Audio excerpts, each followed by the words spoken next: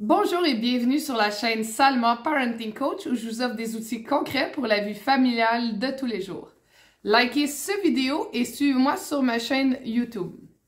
Aujourd'hui, cette capsule va parler de outils parentaux. Dans le fond, suite à une conversation avec une voisine, on a mutuellement échangé des discussions sur les défis de la vie, de rendre nos enfants plus autonomes, dans le but qu'ils fassent des belles routines et qu'ils apprennent des choses.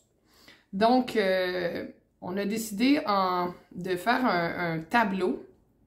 Le tableau consiste à mettre des choses que nos enfants sont capables de faire, soit avec de l'aide ou seuls, mais que souvent, c'est perdu puis ils le font pas nécessairement, mais qu'on doit toujours répéter de le faire. Je donne des exemples ici pour que ça soit plus concret pour vous.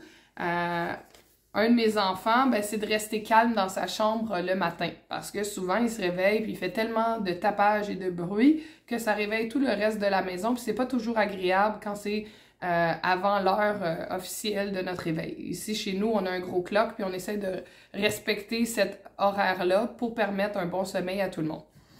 Un autre de mes garçons, c'est de se déshabiller, de s'habiller seul parce qu'il est en âge, il est plus jeune, de commencer à le faire de lui-même. Et vu que c'est le plus petit, souvent, on a tendance à faire plus pour eux parce que on veut aller plus vite dans notre routine.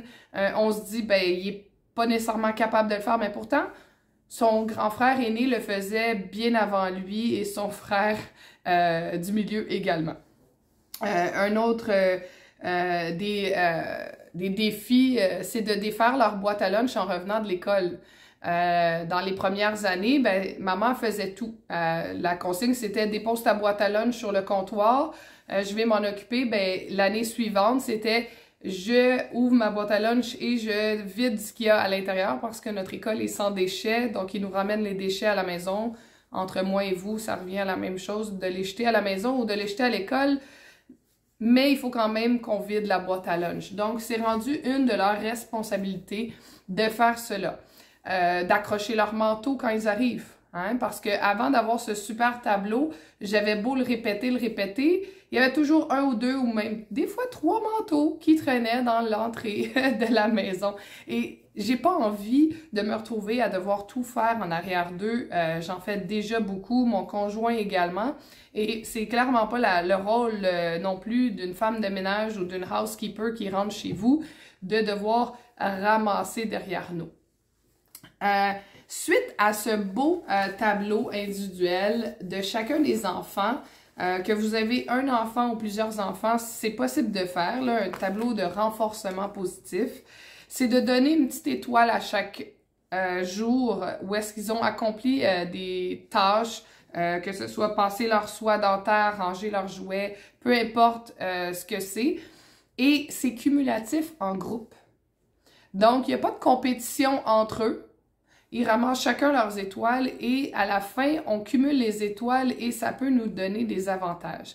Là, je veux vraiment être très claire avec vous. L'idée, c'est pas d'aller acheter des jouets du Dollarama et de vous retrouver toujours au Dollarama à acheter des jouets, mais vraiment plutôt de prendre ces moments-là, de voir qu'est-ce qui pour vous est important.